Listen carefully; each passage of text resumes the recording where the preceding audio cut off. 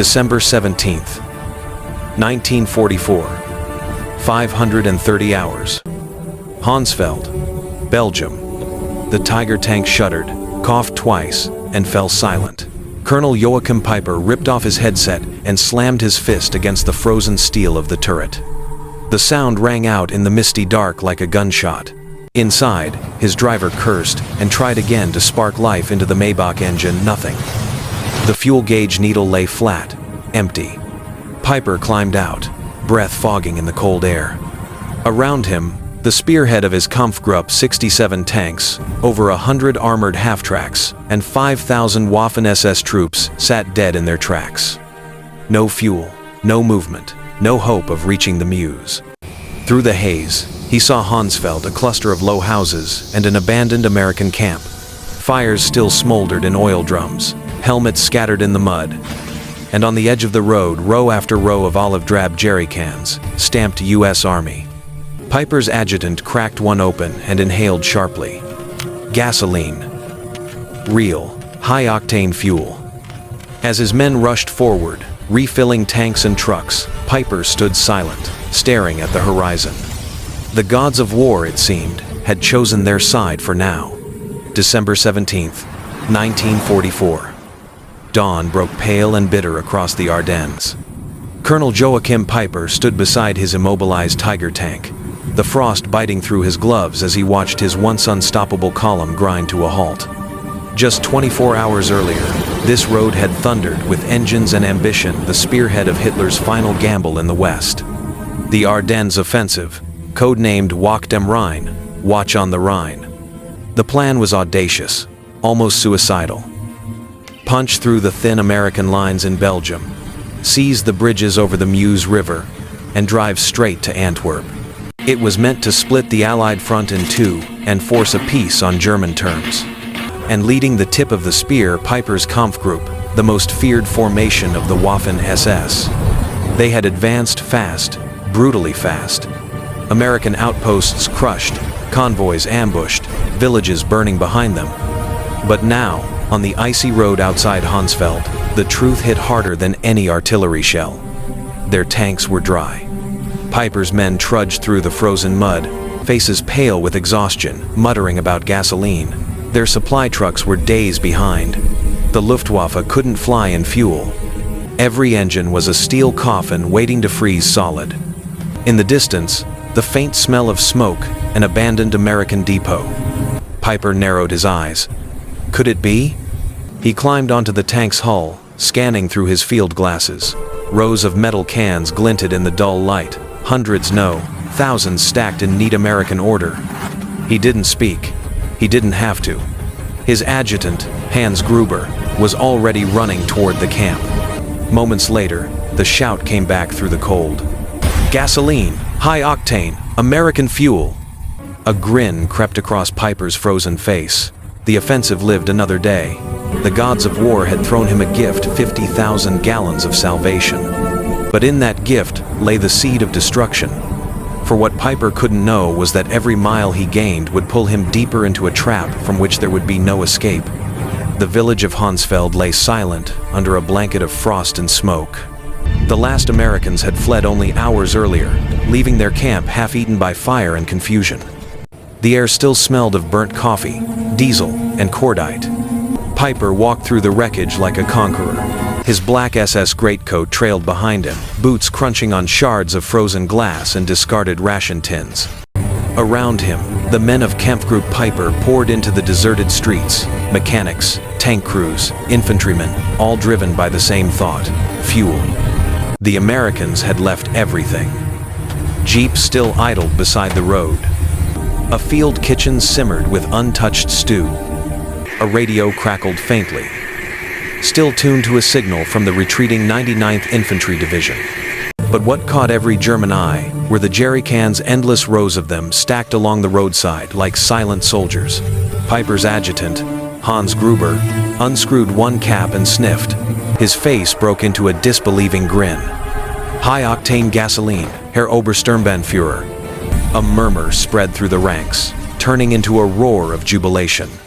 Men cheered, slapped each other's backs, shouted curses of triumph into the winter air. For the first time in days, they felt invincible again. Engines coughed, sputtered, and roared back to life. One by one, the Panthers, Tigers, and half-tracks awakened, belching black smoke into the gray sky. The deep mechanical thunder rolled through Honsfeld like a beast reborn. Peiper watched, his breath clouding before him, eyes reflecting the glow of rekindled engines. 50,000 gallons, a fortune in fuel. Enough to drive his armored column all the way to the Meuse River, perhaps beyond. But amid the celebration, a few veterans exchanged uneasy glances.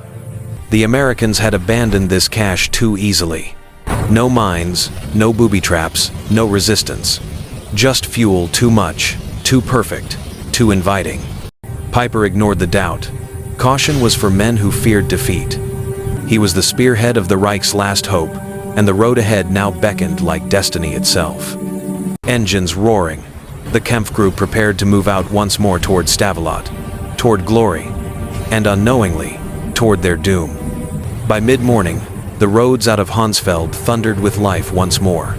Engines bellowed, treads crushed frozen earth, and the black column of Kampfgruppe Peiper surged westward, a living spear of steel and smoke. To the men inside those tanks, it felt like destiny itself had been refueled. The first American positions they encountered folded like paper. At Billingen, Peiper's units overran a U.S. supply dump, seizing more gasoline and ammunition. Prisoners were rounded up truck drivers, engineers, medics, dazed, shivering men who never expected to see the SS again, this deep behind their own lines. Peiper's orders were clear: no delays, no mercy. Speed was everything. The Meuse had to be reached before the Allies regrouped. Columns of burning trucks marked their trail like mileposts in hell. By noon, the German advance reached the small town of Stavelot. Snow drifted through the narrow streets, settling on shattered glass and the bodies of American defenders. The town's stone bridge, spanning the icy Amblev River, was the key.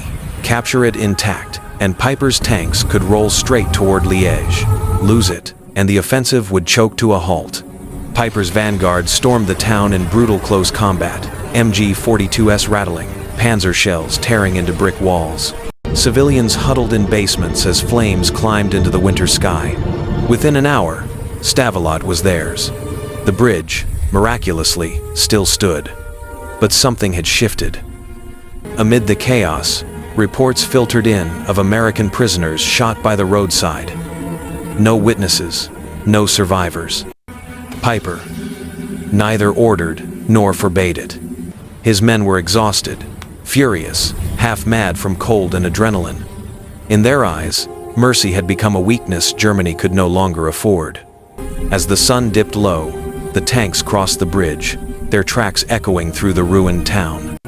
Peiper rode atop his command vehicle, the wind stinging his face, smoke curling in the distance. To his men, he was invincible, the embodiment of the Reich's final surge. But behind him, the fires of Stavelot marked more than victory. They were the first embers of damnation. The flames of Stavelot still licked the winter sky as Peiper's column rolled westward. Snow mixed with soot, falling like black ash over the tanks as they pushed deeper into Belgium. The men were flushed with triumph and blind to the trap that lay ahead. Every tank commander, every driver, every mechanic had the same thought: keep moving. The order was simple: reach the Meuse, no matter the cost. But the cost, they soon discovered, was measured not in blood, but in fuel. The American gasoline they'd seized at Honsfeld was high-octane, perfect for the Panthers and Tigers. Yet the brutal cold, the heavy terrain, and the constant fighting devoured it faster than anyone predicted. A Tiger tank drank through gallons every mile, and by the second day, their precious reserve began to vanish like mist in sunlight. Peiper's map was littered with crossed-out villages, each a refueling point that didn't exist. German supply convoys lagged miles behind, ambushed or bombed by Allied fighter bombers. The Luftwaffe could offer no cover. The skies belonged to the enemy now. By the time they reached L'Église, fuel trucks were being drained dry and tanks were running on fumes. Some were abandoned by the roadside, crews stripping them of ammunition before setting them aflame to prevent capture. Peiper's temper grew as fast as his options shrank. Reports flooded in, bridges blown, roads blocked, Allied armor regrouping. The offensive, once a roaring beast, now limped on a starving heart. In his command half-track, Peiper stared at the flickering fuel gauge. The needle hovered near empty, just as it had at Honsfeld. Only this time, there were no abandoned depots waiting to save them, only miles of frozen countryside and an enemy closing in from every direction. For a brief moment, his thoughts drifted back to the jerrycans lined up like an offering in the snow. 50,000 gallons, a miracle that had bought him 2 days of glory, and perhaps the rest of his life in infamy. Outside, the night wind howled through the Ardennes, carrying the sound of sputtering engines and the bitter echo of inevitability. The fuel that had given him life was running out, and with it, the dream of Hitler's last offensive. By dawn on December 19th, Peiper's advance had stalled. The Ardennes, once a corridor of opportunity, had transformed into a labyrinth of snowbound villages, frozen rivers, and impassable roads. German vehicles, even the mighty Tigers, creaked and groaned under the weight of exhaustion. Fuel was gone from nearly half the column, and the remaining tanks were forced to inch forward, engines barely able to churn through the thick ice and mud. Reports from forward units were grim. At Honsfeld, the American 10th Armored Division had established blocking positions, cutting off Peiper from his supply trucks. Attempts to call for reinforcements or additional fuel were met with silence. Radio signals bounced back, broken or delayed. The High Command had assumed he could capture American depots along the way. Now it was painfully clear. There would be none. Peiper issued new orders. Tanks must conserve what little fuel remained. Movement would be in single file, engines switched off during halts, and ammunition rationed. Men on foot scouted the roads ahead, slipping between the trees to avoid Allied patrols. Every mile consumed precious energy, mechanical and human alike. The Americans, meanwhile, were relentless. Patrols circled, convoys destroyed, and engineers demolished bridges and culverts, forcing German columns into narrow bottlenecks. Peiper's men witnessed the efficiency of the Red Ball Express, delivering fuel and supplies with industrial precision while their own vehicles starved. By nightfall, the column reached the outskirts of Stoumont. Several tanks had already stalled along the roadside, their crews abandoning them after futile attempts to siphon fuel from one another. Half-tracks loaded with ammunition and rations were left behind, engines cold, wheels frozen to the mud. Soldiers trudged through snow, up to their knees, dragging what supplies they could carry. Peiper's thoughts returned to the Honsfeld depot, the shining promise of 50,000 gallons of fuel. It seemed now like a cruel joke, a treasure that could have carried them to victory, yet in the scale of the Ardennes, it was only a drop. In his command half-track, Peiper calculated distances and fuel consumption. The Meuse River was still 30 kilometers away, but the vehicles that could have taken them there were immobilized. Engines idled for minutes too long, consuming precious reserves, some already siphoned dry by eager crews trying to keep others moving. Outside, the frozen forest whispered warnings. Wolves, foxes, and the wailing wind were the only companions as the remnants of Peiper's force pressed on. Every mile was a negotiation with fate, every jerrycan a lifeline, every engine sputter, a reminder that abundance was an enemy they would never possess again. The Ardennes had claimed them not with bullets or shells, but with the quiet tyranny of logistics, snow, and relentless time. December 20th dawned gray and bitterly cold. Ice crusted over the roads, and every wheel, every tread, every hinge seemed to protest against motion. Peiper's remaining vehicles moved in a ragged line, engines coughing and stalling intermittently. Men on foot struggled alongside, their breath visible in the freezing air, boots soaked, fingers numb, eyes hollow from exhaustion. The Ardennes forest, once a potential shield, now trapped them. Narrow lanes forced vehicles into single-file columns, and every bend revealed a new obstacle. Fallen trees, bombed-out bridges, or the twisted remains of vehicles abandoned days before. Peiper's staff tried desperately to calculate fuel consumption, but numbers no longer mattered. The equation was simple. Any halt longer than a few minutes risked total immobilization. By mid-morning, the column reached the ruins of Malmedy. The village, scarred by prior combat, offered little shelter. Peiper surveyed his troops, a handful of operational Tigers, a dozen Panthers, and scattered half-tracks. The rest had stalled or been abandoned. Fuel levels were critical. Some vehicles contained only a few gallons, enough for a short burst, no more. Every engine rev consumed hope as much as gasoline. American forces, aware of the German bottleneck, pressed from all directions. Infantry units blocked side roads, while engineers demolished the few remaining bridges, funneling Peiper's men into predictable paths. Artillery fire and sporadic air attacks made any resupply attempt impossible. The contrast with Allied logistics was stark. C-47s and trucks delivered thousands of gallons daily to the front lines, while Peiper's command rationed drops like lifelines. Soldiers scavenged every abandoned vehicle, siphoning fuel in small increments, hoping to keep just enough tanks moving. Hunger gnawed at them as much as cold, and the snow-drenched roads slowed progress. Peiper watched as men fell behind, either physically unable to continue or forced to abandon their vehicles. Morale wavered, tempered by the realization that the Ardennes offensive had become a war of attrition, not of maneuver. The surviving officers knew that the Meuse was still more than 20 kilometers away. Peiper calculated. Even under perfect conditions, his remaining fuel could carry them barely halfway. Every mile demanded sacrifices, ammunition, rations, warmth. The forest seemed endless, indifferent to human planning, indifferent to rank or courage.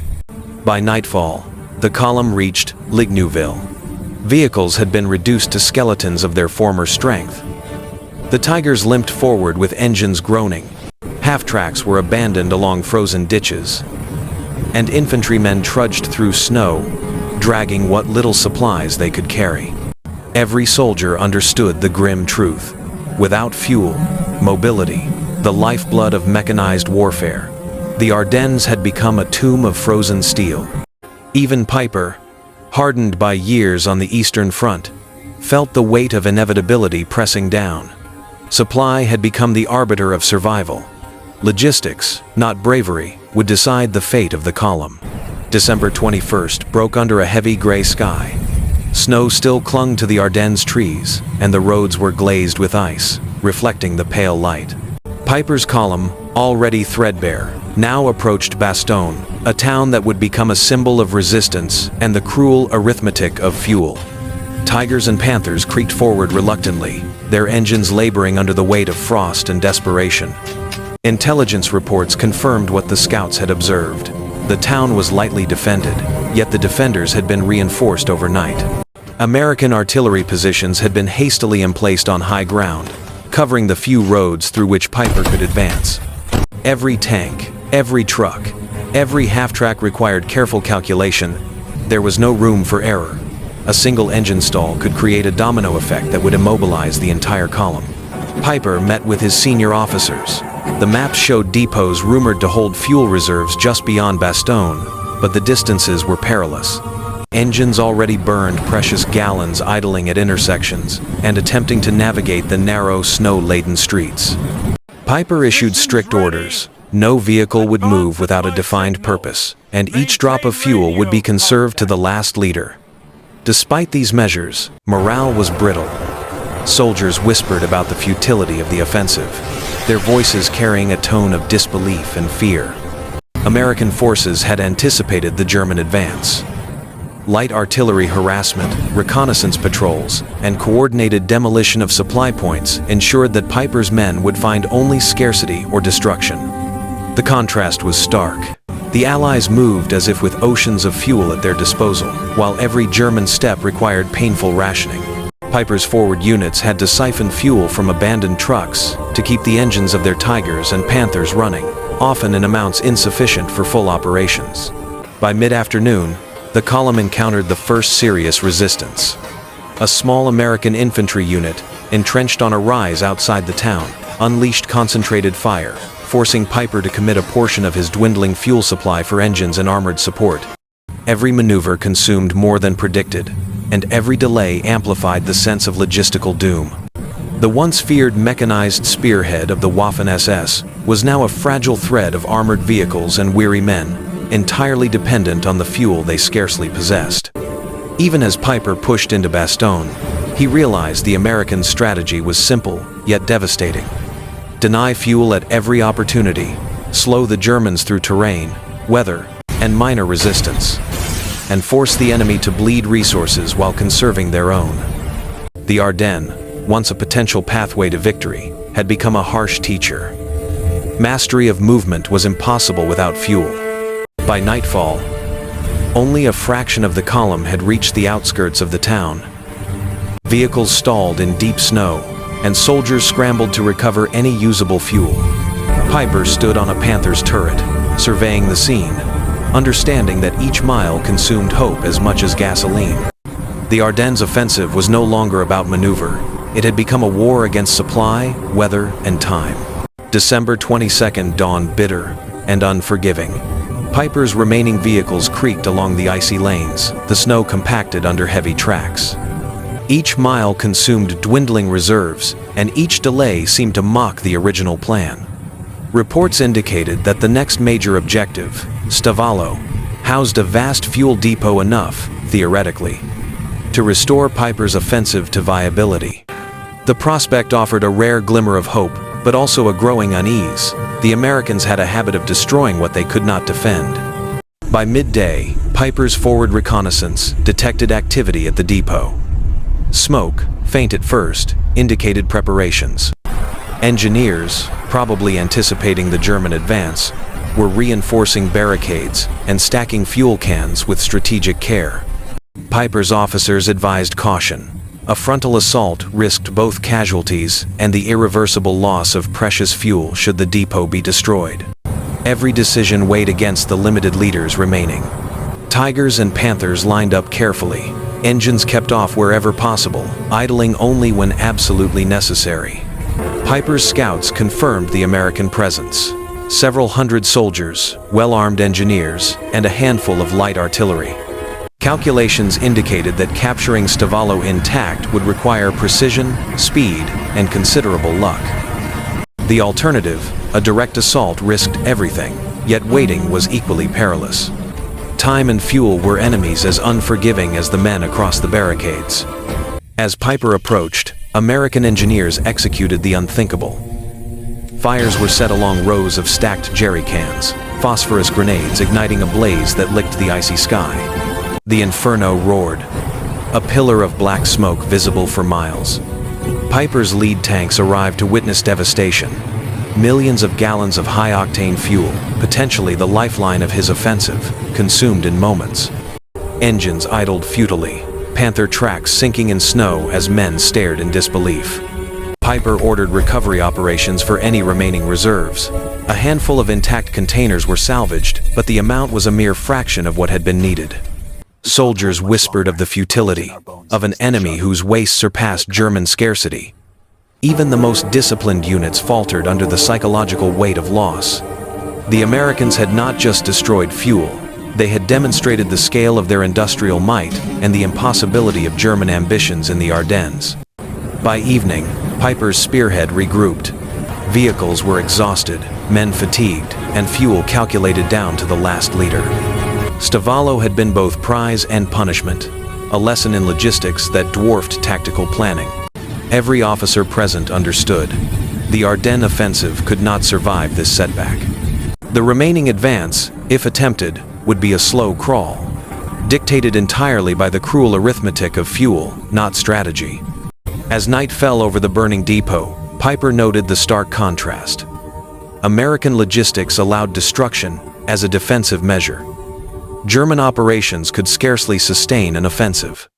Stavelot, once a beacon of potential triumph, had become a symbol of inevitable defeat. The Ardennes, it seemed, was now a war of supply as much as steel, and Peiper was learning that lesson at devastating cost.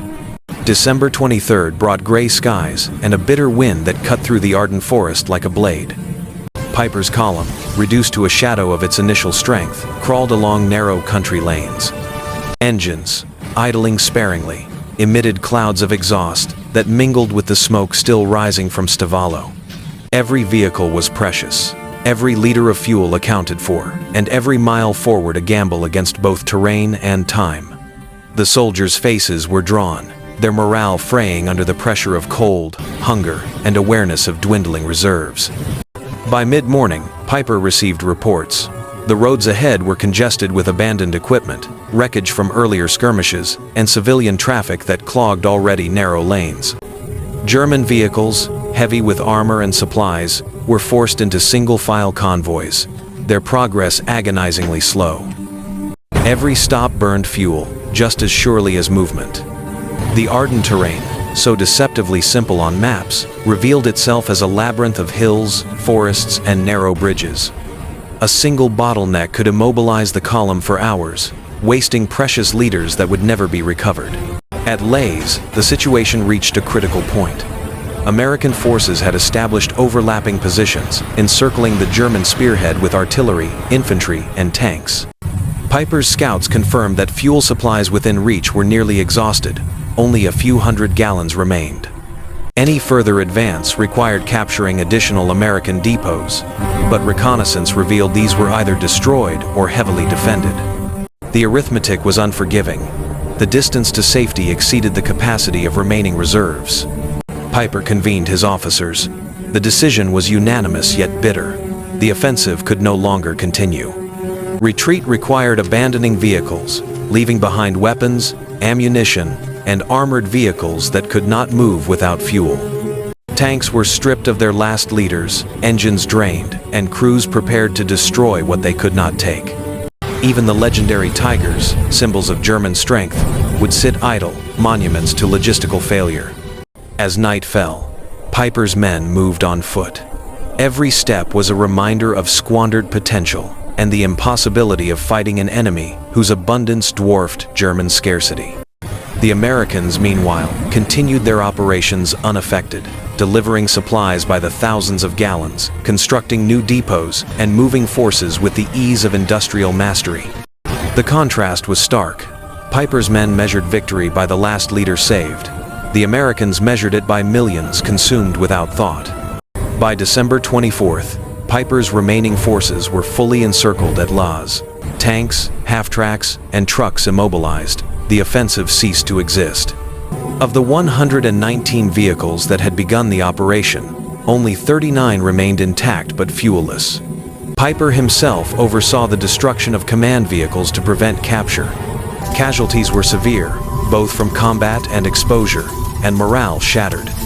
Soldiers who had survived previous campaigns now confronted the futility of their efforts, the arithmetic of industrial warfare overriding courage, training, and experience. The Ardennes offensive, once a bold strike, had collapsed under the weight of logistics.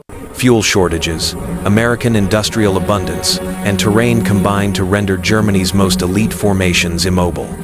Peiper's personal reflection was stark. The war was no longer about battlefield heroics, but factories, refineries, and the inexorable arithmetic of supply.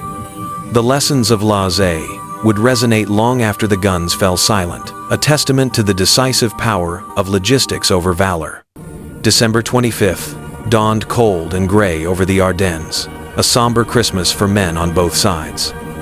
Peiper's remnants, exhausted, frostbitten, and hungry, continued on foot toward German lines.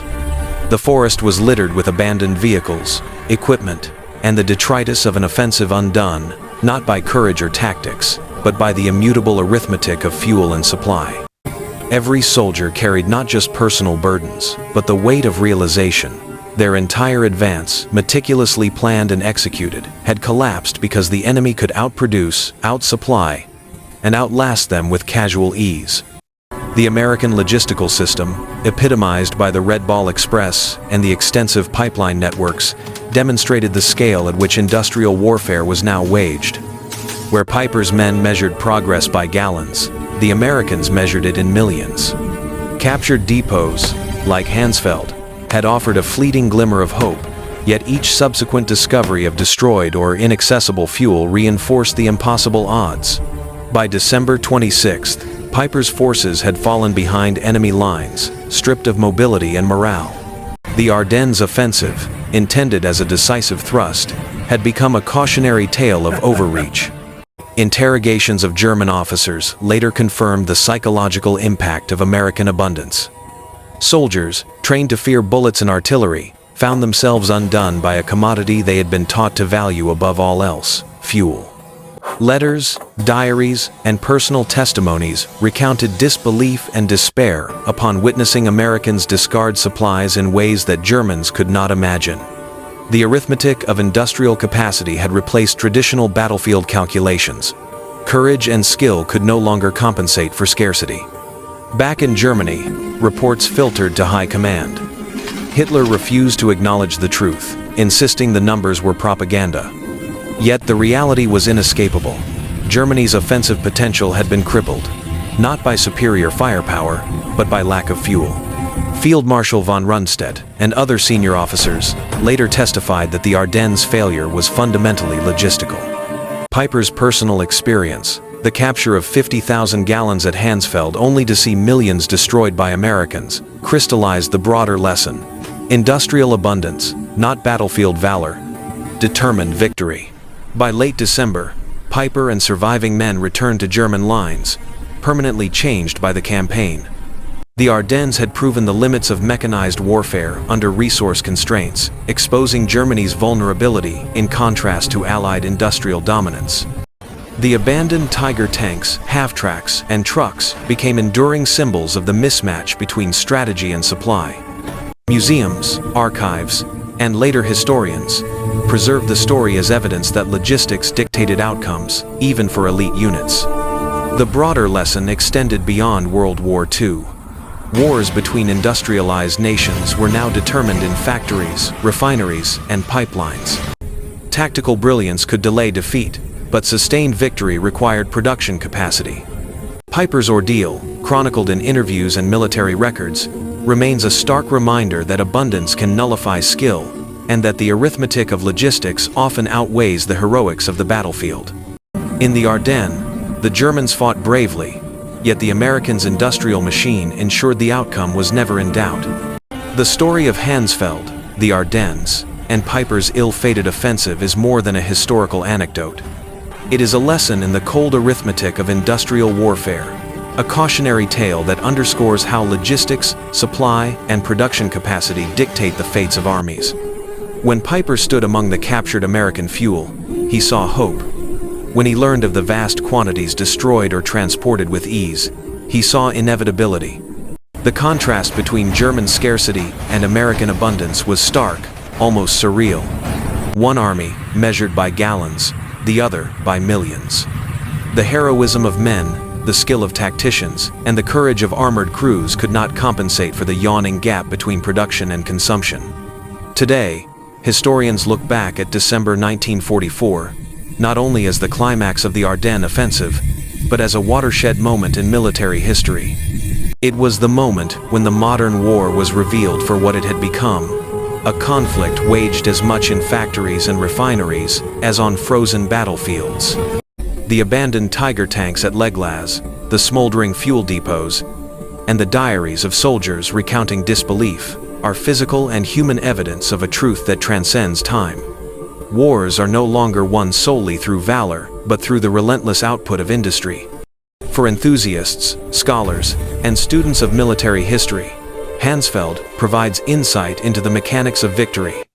It demonstrates how even elite, well-trained units, capable of extraordinary feats, were rendered powerless when confronted with an enemy whose logistical depth dwarfed their own. Peiper's experience is a lens through which we understand the decisive role of production, supply chains, and planning in determining the outcome of campaigns. His personal reflections, corroborated by records and testimonies, underscore the psychological as well as the strategic impact of industrial might. This tale challenges the romanticized notions of warfare. It asks us to consider, how often in history has scarcity dictated failure more than bullets or strategy? How does modern warfare, still dependent on logistics, mirror the lessons of the Ardennes? By examining Peiper's offensive and its collapse, we are reminded that victory is never merely about courage on the battlefield. It is about preparation, infrastructure, and the capacity to sustain operations on an unprecedented scale. If you found the story of Honsfeld illuminating, consider exploring the broader contexts of World War II logistics, the Red Ball Express, and Allied industrial mobilization. Understanding these elements enriches comprehension not only of the Ardennes, but of modern military planning itself. The lessons of fuel, supply, and industrial supremacy are timeless, and they remind us that history is as much about quantities and production as it is about strategy and heroism.